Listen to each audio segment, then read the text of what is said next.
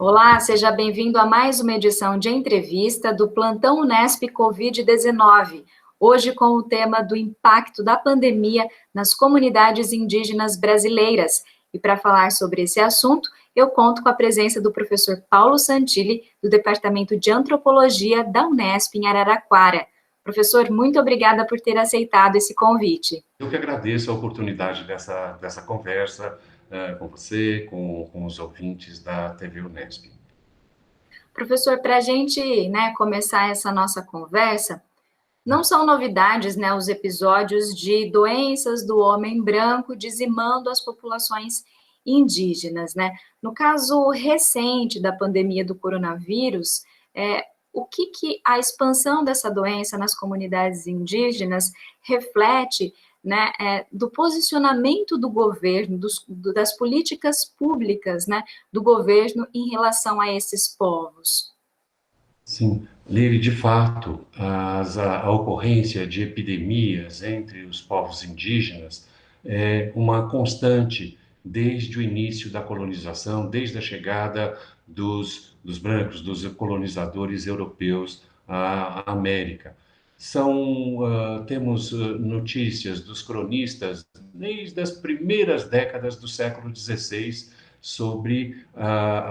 epidemias, o adoecimento da população indígena, seja em aldeias próprias, nos aldeamentos formados pelos jesuítas a princípio, e uma grande depopulação, ou seja, uma grande mortandade que se manteve durante mais de 4 séculos. Para a gente ter uma ideia, isso que é conhecido, chamado pelos demógrafos como um dos grandes cataclismas demográficos da humanidade, de uma população estimada entre 2 a 5 milhões de habitantes no início do século XVI, chegamos em meados do século XX, ou até um cômputo feito nos anos 60, início dos anos 70, pelo Darcy Ribeiro, estimava a população indígena em torno de 60 a 70 mil indivíduos. Ou seja, foi uma queda de 2 a 4, 5 milhões para pouco mais de 60 mil indivíduos. Essa grande mortandade acabou sendo revertida por políticas públicas, basicamente políticas de vacinação,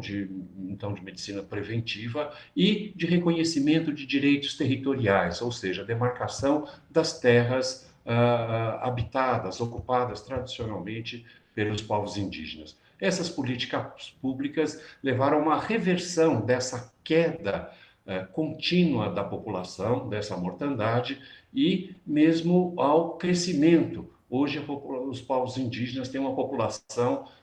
com um crescimento médio acima da população brasileira, em torno de 3,8, 3,9 por ano. Então, acabou assim cabalmente demonstrado como as políticas públicas são relevantes. E esse acho que é o segundo ponto da sua questão, em que hoje o contágio, a ocorrência dessa pandemia vem atingir os povos indígenas num momento em que os serviços públicos, em especial os serviços sanitários e de saúde, estão em franco desmantelamento pelo governo federal. Então, já havia um crescimento de doenças epidêmicas, de sarampo, da febre amarela, tantas outras entre os povos indígenas que indicavam a deterioração das condições sanitárias, exatamente pela ausência de funcionários, de verbas, de atendimento, tanto dentro do SUS, uma política de saúde bastante generosa, universal, que temos no nosso país, mas muito depauperada, estrangulada por falta de recursos, por falta de pessoal, e de medicamentos. Então, é nessa situação que a pandemia, o coronavírus 19, vem atingir os povos indígenas, povos esses que não tinham as mesmas defesas orgânicas que nós, que a maioria da população. E esse é o motivo para que o sarampo, a gripe, a febre amarela, a sífilis, tantas outras doenças tivessem dizimado grande parte dessa população indígena, muitas vezes até à frente do contato físico com os colonizadores. Esse contágio se espalhou por todo o continente. E agora vemos novamente essa situação. Como você disse a princípio, é uma constante durante toda a colonização, mas se nas últimas décadas houve um avanço com a construção e o estabelecimento de políticas públicas, tanto no campo da saúde quanto da educação, como também políticas sanitárias voltadas para os povos indígenas, houve um avanço desde a promulgação da nossa Constituição em 88, assegurando os direitos fundamentais aos povos indígenas, mas que no governo atual sofreram esse estrangulamento por falta de funcionários, por falta de recursos, e então tanto a desativação desses serviços tão fundamentais para assegurar uma reação que implicasse menos mortandade dos índios, como de toda a população brasileira, como também, por outro lado, o incentivo à invasão das terras indígenas, o incentivo a garimpos clandestinos e a retirada de madeiras implica também no contato forçado desses invasores, de grileiros das terras indígenas, que também desencadeiam, sem qualquer controle de outros órgãos públicos, desencadeiam e potencializam em muito a mortandade e a letalidade dessa epidemia atual. Nesse sentido, professor, a primeira morte, né, de um indígena registrada foi a de um adolescente de 15 anos que estava em terras invadidas, né, pelos garimpeiros. Na sua visão, o que teria que ter sido feito para barrar essas ações nos garimpos? Olha, a providência mais urgente é a retirada dos garimpeiros. Isso já foi feito em décadas anteriores, tanto aí no caso dos Yanomami, em Roraima, como também dos seus vizinhos, dos Macuxi, Garicó, Taurepã, aí também na fronteira com Guiana, Venezuela, no finalzinho dos anos 90 e início dos anos 2000, foram feitas várias operações por iniciativa do Ministério Público para retirada dos garimpeiros, porque até mesmo, bom, temos esse histórico de mortandade, de catástrofes, tanto no campo humanitário, a morte dos índios e mesmo genocídio desses povos, como também a brutal degradação ambiental de tantas áreas promovidas pelo garimpo, e foi o Ministério Público Federal que requereu, então, essas operações para retirada dos garimpeiros, uma vez que é ilegal a exploração de minérios em terras indígenas. Então, é observando aí os princípios constitucionais que o Ministério Público interveio com diversas ações em diferentes partes do país para retirada dos garimpeiros. Quer dizer, isso é possível, é viável, já foi feito e agora vivemos um retrocesso, quer dizer, a volta de um período de violência, de mortandade, de contaminação que já tínhamos superado aí nas duas últimas décadas. Então, essa é a providência mais urgente. E em segundo caso, seria o restabelecimento mínimo, né, dos serviços prestados pela SESAI, que é essa Secretaria Especial do Ministério da Saúde voltada para os povos indígenas. Então, seriam duas providências básicas, garantindo o funcionamento dos serviços públicos que já foram desenvolvidos e aprimorados nas últimas décadas e, como mencionei a princípio, não só implicaram na reversão desse declínio, dessa curva declinante da demografia indígena, e que também foram responsáveis, então, para esse crescimento. Mencionei nos anos 70 essa população que chegou ao mínimo, em torno de 70 mil indivíduos. Hoje ela, então, recobrou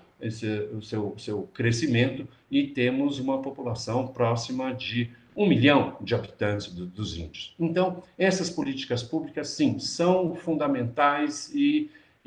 mostraram, até mesmo por essas curvas demográficas, a sua eficácia. O senhor citou a SESAI, mas a gente também tem visto um desaparelhamento do IBAMA, da FUNAI. Tudo isso contribui para esse cenário, não é? Sim, perfeitamente. Tudo isso contribui, criando uma onda de terror, de horror,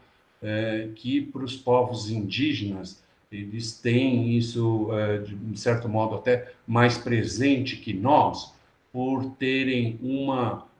memória oral muito atinada para questões como essas, pois que né, uma constante no seu histórico de contato com a colonização, na sua experiência com os colonizadores, temos, desde a que talvez seja comparável nas suas proporções à que vivemos atualmente com o coronavírus, que foi a gripe espanhola no começo do século XX, na primeira década do século XX, que também dizimou aldeias inteiras, implicou mesmo o desaparecimento de várias etnias, de vários povos, e episódios como esse estão muito presentes na memória oral desses povos. E agora, com a vinda este ano, né, dessa pandemia, foram os próprios povos indígenas que também tomaram a iniciativa de distanciamento, de isolamento, já com base nessa experiência recorrente de epidemias terem assolado o seu território, as suas populações, os seus vizinhos. Então, essa já foi uma iniciativa já tão presente na sua memória, na sua experiência, que eu diria até com um certo êxito e maior disciplina do que aconteceu no resto do país. Esses grupos, então, estão reclusos, na sua grande maioria, nas mais diversas situações, desde as aldeias Guarani, aqui, como, por exemplo, no Jaraguá, em plena cidade de São Paulo, como aventamos o caso lá de Roraima, nas florestas, na fronteira com a Venezuela, ou nos campos naturais, nas fronteiras com as Guianas, vemos as aldeias, as comunidades, de certo modo, fechadas e regulando a vinda de pessoas de fora, como também a saída dos membros das comunidades indígenas para as cidades. Acontece que todo o apoio ou recursos como esse que tem sido disponibilizado a partir do Congresso Nacional, uma legislação aí de emergência, os famosos R$ 600 para a população, para que os índios tenham acesso a recursos ou medicamentos ou qualquer tipo de apoio ou de serviço público, eles têm que se deslocar para as cidades. E o que tem acontecido é que nas cidades, então, seja por filas nas agências bancárias ou nos postos de saúde, essa contaminação, esse contágio se expande em grande medida com esse movimento de saída para a aldeia e retorno. E, então, esses que se movimentam, vêm em busca de auxílio, acabam levando o contágio de volta para a aldeia, para as populações que estão a maior distância, que estão reclusas, e aí muitas vezes o resultado é catastrófico, quer dizer, vem se buscar algum apoio e o resultado é o contrário disso, é uma infecção, é um contágio muito grande, né? Então, sim, caberia, como você falou, nesse momento, então, que faltam funcionários, que poderiam ter alternativas ou medidas mais adequadas, apropriadas para que o tipo de apoio, de medicamento chegasse a essas comunidades mais distantes, sem aglomeração, sem o deslocamento deles às cidades, pudessem ser adotadas de modo mais adequado a evitar a propagação do vírus. Ações específicas mesmo, né, para que atingissem as necessidades dessa população, e não políticas de uma forma geral, né, políticas públicas atendendo toda a população, né. Eles têm Exatamente. características muito particulares, né, professor? Uhum. Exatamente. E esse é o caso da CESAI. Eu estou lembrando isso porque, enfim, foi um longo processo quando se falou, né, dos serviços públicos para toda a população e foi se implementar o atendimento, a oferta desses serviços públicos, tanto no caso da educação quanto da saúde, se colocou a questão dos serviços diferenciados, esse que você está trazendo aqui, que são fundamentais nesse momento. E houve aí um percurso da maior importância, que implica tanto,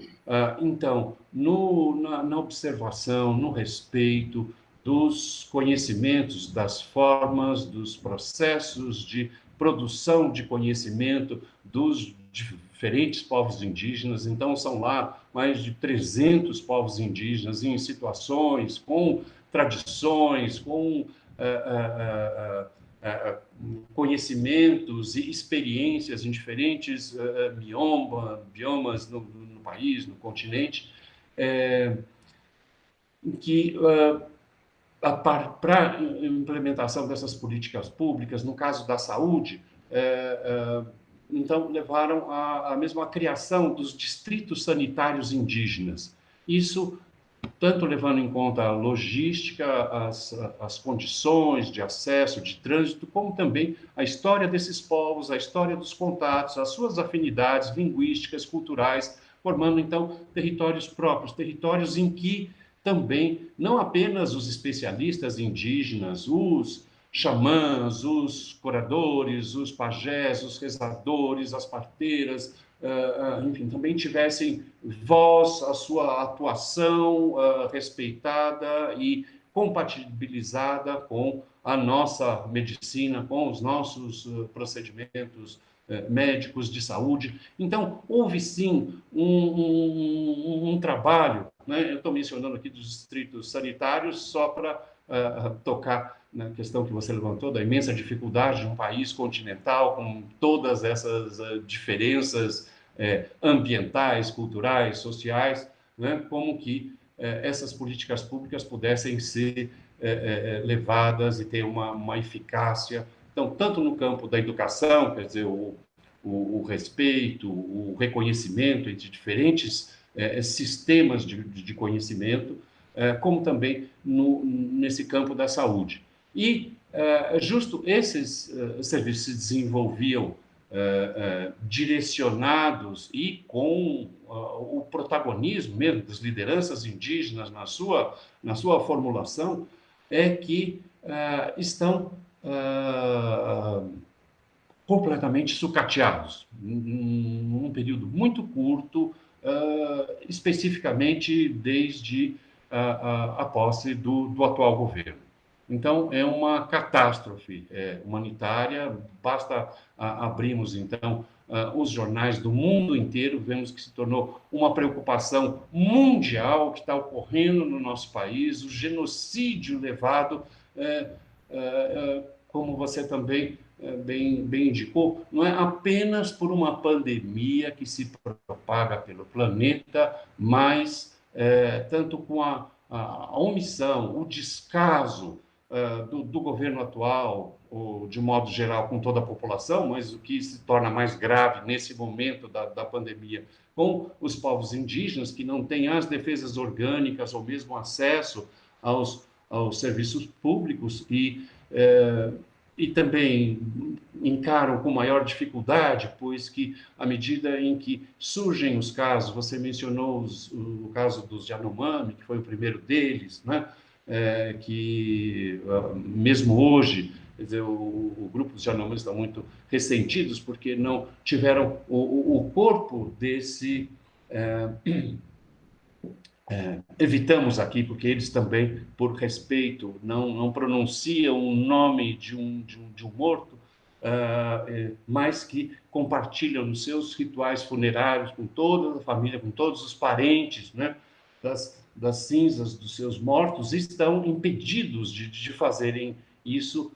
também por um outro problema, isso, da falta de operacionalidade dos serviços de saúde. Mas, então, tanto pela ausência desses serviços, como também pelo crescimento do desmatamento, das invasões, da violência cometida contra os povos indígenas, esses que, então, não tendo nem vamos dizer, as próprias condições fisiológicas de resistência, também ao caírem doentes, prostrados, também deixam de ir às suas roças, deixam de ir à caça, deixam de sair em expedições de coleta, e com isso começa a faltar comida na aldeia, comida para as crianças, para os mais velhos. Então, a epidemia como essa atinge de uma forma mais grave essas populações que produzem diretamente o seu sustento e, no impedimento de fazerem isso, assolam ou levam essas consequências mais graves de desnutrição, fome para todo o grupo e, portanto, o impacto acaba sendo genocida, isso, pela ausência agora das políticas públicas que poderiam minimizar esse impacto. A CESAI tem divulgado, né, um boletim com dados referentes aos casos e aos números de mortes. O último deles, divulgado no dia 4 de julho, aponta 7.598 casos de Covid-19 entre indígenas e 171 mortes. Mas afirma-se, né, que esses dados eles estão muito aquém da realidade, né, que há uma subnotificação muito grande. Na sua avaliação, qual que é o impacto de não se ter dados precisos sobre esses números de casos, esses números de mortes? Olha, a ausência de dados e de números mais aproximados ou precisos é que eles comprometem qualquer política pública. Quer dizer, qualquer política pública ela deveria ser orientada com dados. E aí, no caso, o que temos diante dessa epidemia, diante deste novo vírus, né? O teste, né? A testagem em massa para saber do contágio, onde o contágio está se expandindo portanto, tentar controlar pelo distanciamento, pelo isolamento, os focos ou os picos de surtos da doença, né? Aqui, bom, entre os índios, eu acho que a subnotificação, que é geral e muito grave no nosso país, por não haver uma coordenação governamental ou de políticas públicas direcionando, então, a testagem para sabermos por onde a doença cresce, portanto, para que se tome medidas tentando conter essa sua expansão. No caso dos povos indígenas, eu citaria aqui os dados da APIB, uma entidade, a Articulação dos Povos Indígenas do Brasil, então, uma articulação das lideranças indígenas dos diversos povos no país todo, que apontam para essa mesma questão colocada por você, no caso, a subnotificação agravada entre os índios, pois que não se considera os índios que vivem fora das terras indígenas regularizadas, quer dizer, demarcadas, homologadas. Então, dessa população de 1 milhão, aproximadamente, de índios em todo o país, temos pouco mais de 400 mil nas terras indígenas e a outra parte, então praticamente metade, também vivendo ou em áreas rurais ou áreas urbanas fora de terras indígenas. Essa população não é contabilizada, não é computada, não há estatística sobre o contágio e mortes dos índios fora das terras indígenas. Então, para contrastar com os números que você acaba de mencionar dessa Secretaria do Ministério da Saúde, a APIB, essa Articulação dos Povos Indígenas do Brasil, aponta aqui para o dia 7, então, 2 dias aqui de diferença, uma estimativa de contágio de mais de 12.048 índios já confirmados, quer dizer, com diagnóstico confirmado de coronavírus, e 444 mortes, sendo mais de 123 povos, diferentes povos afetados. Então, temos aí quase que, ou pouco mais do dobro, se considerarmos os índios para além das terras indígenas, que, como os índios também são tão necessitados das políticas públicas quanto os outros, mas que também, por morarem em lugares mais distantes dos grandes centros, por terem uma mobilidade espacial, uma conformação espacial da população que é, de certo modo, mais dispersa do que a população urbana, isso tudo amplia as proporções da subnotificação, portanto, do desconhecimento do contágio e das possibilidades, então, de atuação e de reversão desse quadro genocida com que nos defrontamos. A gente sabe que os idosos, né, professor, eles são pertencentes ao grupo de risco da Covid-19, e nas aldeias, os anciãos são justamente aqueles que detêm a cultura, né, e que propagam essa cultura para as gerações seguintes. Nesse contexto, a gente pode dizer que a cultura indígena ela está ameaçada? Quais os riscos? Sim, brutalmente atingida. É outro aspecto diferencial na expansão dessa epidemia com as populações nativas, né? Não pela ausência de qualquer coisa, mas pela elaboração aprimorada dessa memória social, pois que ela, em geral, ela é compartilhada por todos os membros da comunidade, dos grupos indígenas, e sim, como você bem indicou, as pessoas mais idosas têm aí um papel-chave, que são aqueles mais experientes, com uma maior, né, experiência de vida e, portanto, aqueles numa posição privilegiada para transmissão, e isso através da sua própria tradição oral. Então, é tanto através de relatos da experiência própria, como também de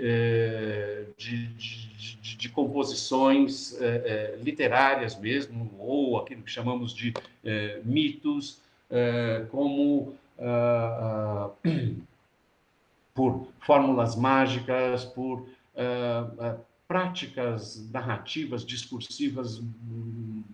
bastante diversificadas, que transmitem em diferentes circunstâncias, em diferentes ocasiões, públicos ou as pequenas rodas familiares, com Então, diferentes práticas discursivas transmitem esse conhecimento ancestral, ou essa vivência, né, secular, milenar, em diferentes ambientes, o conhecimento das plantas, dos animais, dos diferentes seres que habitam a parte, o seu território. E, sim, como grupo de risco, como também, por essa própria história do contato, aquelas pessoas que também têm menos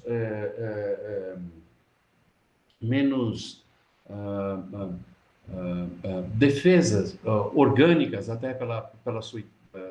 idade e pelo seu maior distanciamento em relação ao contato com a colonização, com as cidades, acabam, sim, sendo mais afetadas. E essa experiência, isso que podíamos pensar assim como um patrimônio, não apenas de cada povo, um patrimônio da própria espécie humana. Está ali condensado a experiência diversa, própria, única de cada povo, em cada bioma diferente, com espécies de vida diversas também, que muitas vezes se encerram ou são, então, tragicamente extirpadas numa situação como essa, inclusive com a geração daqueles mais idosos simplesmente aniquilada, e que, justo nesse momento em que, como também ocorria entre nós tradicionalmente, o momento de que as pessoas mais velhas estão adoentadas, se aproximam da morte, é aquele momento em que elas são muito ouvidas, que os parentes costumam ficar próximos. E então a diferença de nós, que nos últimos anos vamos assim topando com essa industrialização da morte em hospitais, em UTIs, já não morremos como antes os nossos ancestrais, entre os familiares, entre as pessoas queridas, entre as pessoas mais próximas, nesse momento em que tínhamos a atenção, né, independente da trajetória, das qualidades de cada um, mas até por essa condição da experiência de vida, de sermos ouvidos, esse momento que também está sendo suprimido. Não só, então, pela rapidez, pela violência, a letalidade, né, do coronavírus é maior entre os povos indígenas do que entre nós. Então, como se disse, as estatísticas então são muito vagas, não permitem afirmações e orientações mais certeiras, mas já se estima de 10 a 20% a taxa de letalidade entre diferentes grupos, portanto, muito maior do que vemos em outros países, ou mesmo, de modo geral, entre a população nacional. E com esse aspecto, com um grupo de risco, com um grupo atingido de forma mais violenta, essa memória, o conhecimento,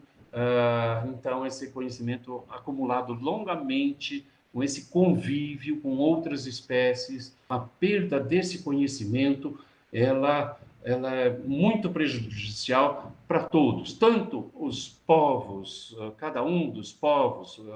propriamente, que acumulou essa experiência, essa vivência, como para o conjunto dos povos que agora enfrenta desafios, como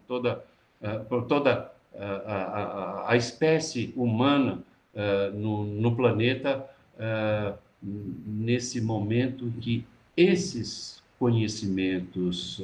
acumulados secular, milenarmente, seriam da maior relevância para que tenhamos uma convivência assim com as outras espécies que seja menos violenta, um pouco mais harmoniosa e garanta as condições de vida também de todos nós enquanto espécie.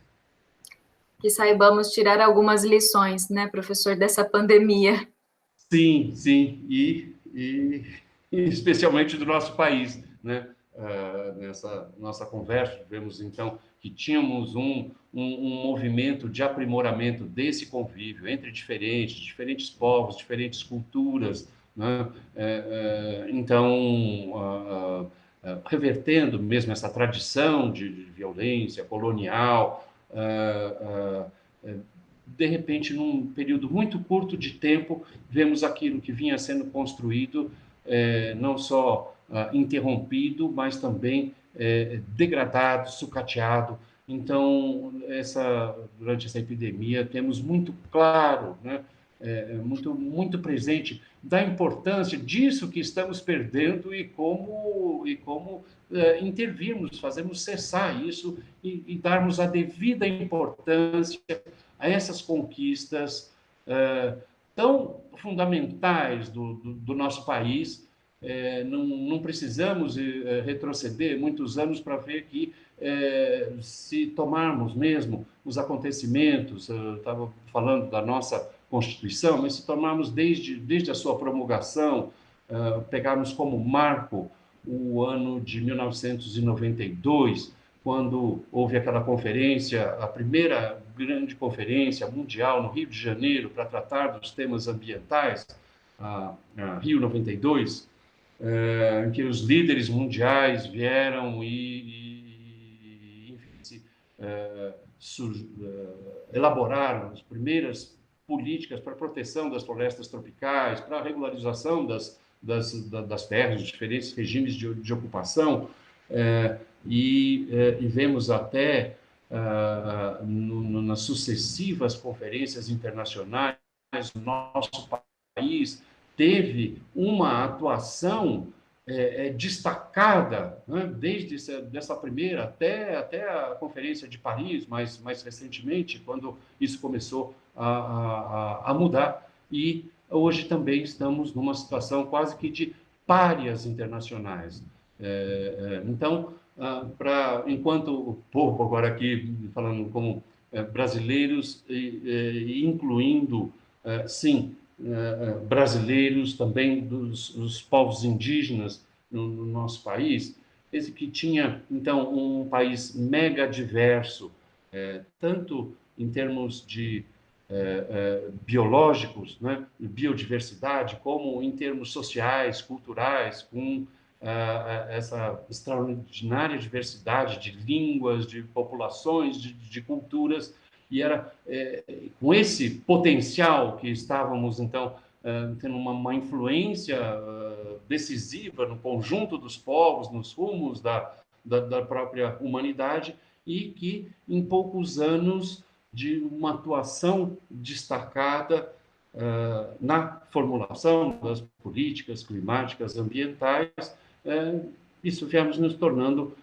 párias, né? Párias nesse sentido. Basta olharmos em volta hoje, todas as nossas fronteiras estão fechadas,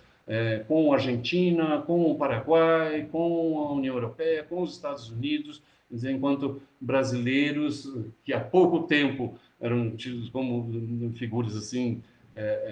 expressivas diante dos dilemas da nossa espécie, agora estamos assim na rabeira, voltamos àquela situação dos últimos países, de terminar com a escravidão também, dos últimos países, hoje, né, pela ausência e também pelo incentivo ao esbulho de áreas de proteção ambiental, de terras indígenas, vamos nos tornando também párias, aqueles últimos a respeitarem as espécies, a sua diversidade cultural. Tá certo, professor. Eu agradeço mais uma vez a sua participação aqui com a gente. Bom, Leila, eu que agradeço essa oportunidade e a atenção com os ouvintes, e eu queria me colocar, então, aqui à disposição para a gente continuar a conversa quando for importante. Com certeza, professor. Esta edição fica por aqui. Continue acompanhando a TV Unesp pelo nosso canal no YouTube e também pelas nossas redes sociais. A gente se vê. Até!